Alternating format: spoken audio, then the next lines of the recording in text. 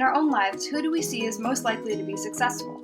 Maybe those who get into advanced programs like highly capable learners or those that were born with high IQs? Maybe the kids who show an early affinity for sports or music?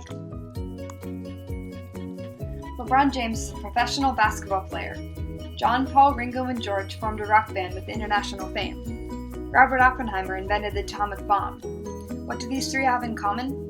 They all had success, a value idealized around the world, looked upon in awe, and presumed to be the result of talent, a lot of brains, and hard work. Or so we believe.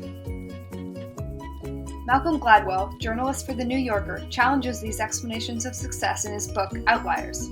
He argues that success is not just a matter of hard work, determination, and talent, as general society believes.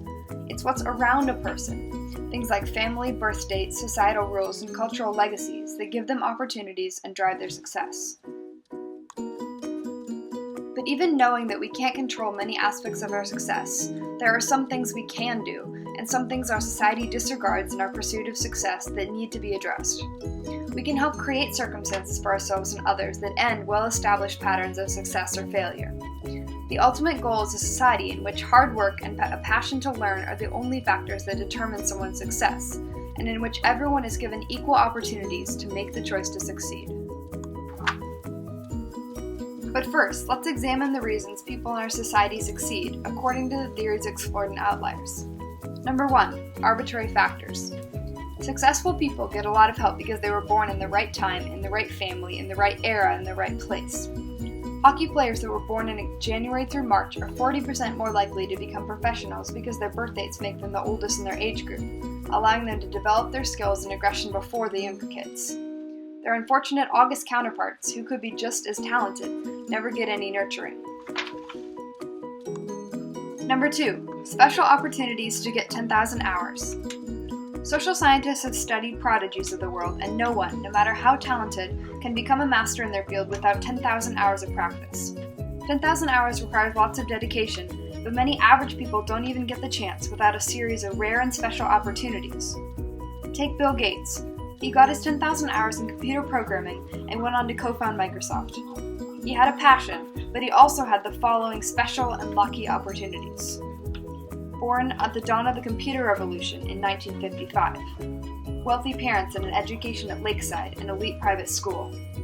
Access to an advanced computer terminal to practice on that was extremely rare even on college campuses. And finally, a peer with a connection to Computer Center Corporation.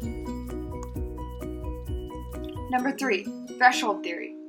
Gladwell argues that intelligence and IQ only matter up to a point.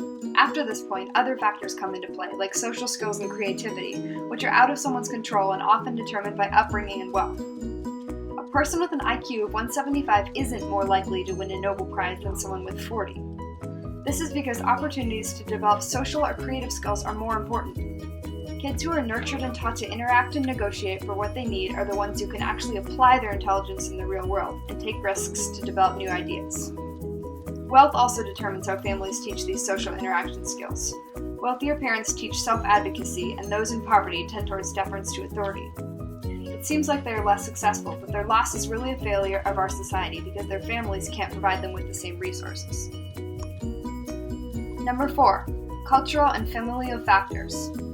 Cultural and family values and even the lives of your ancestors can alter your mindset and skills. Some cultures value individualism, hierarchy, or hard work more than others for reasons that go back centuries.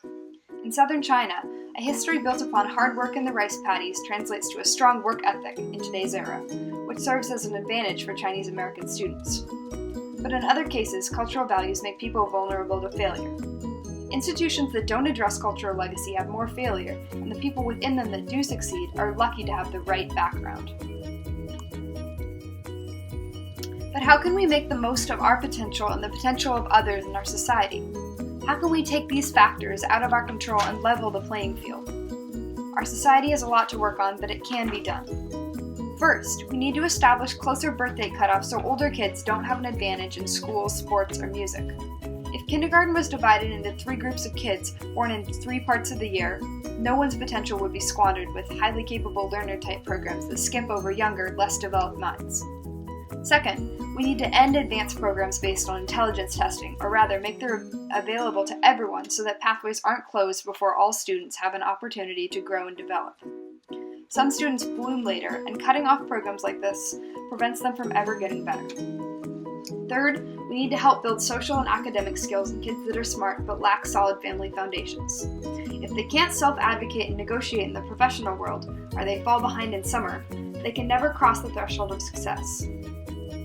Finally, we can acknowledge and address cultural legacies in order to break past them. If companies and schools can understand behaviors in a cultural context, they can try to work with the differences, not against them, and try not to cater to one specific lifestyle. But we also play a large role in our own success, perhaps the most vital role of all. Malcolm Gladwell would tell you to have the passion and willingness to pursue something outside the traditional path. Do what you love, not what makes money or what society pressures you to do, even if this option involves risk. Bill Gates dropped out of college to pursue something he wasn't sure would work. It did. Finally, open yourself to see new opportunities, even if they're outside your comfort zone. And when you take them, be willing to work hard and persevere for those 10,000 hours. If the individual and society can work in tandem to level the playing field, someday, Gladwell's dream will be achieved. Our society will be a place in which the only determinants of success are the drive to work hard and the willingness to try, and lack of opportunities, wealth, or luck will never hold anyone back.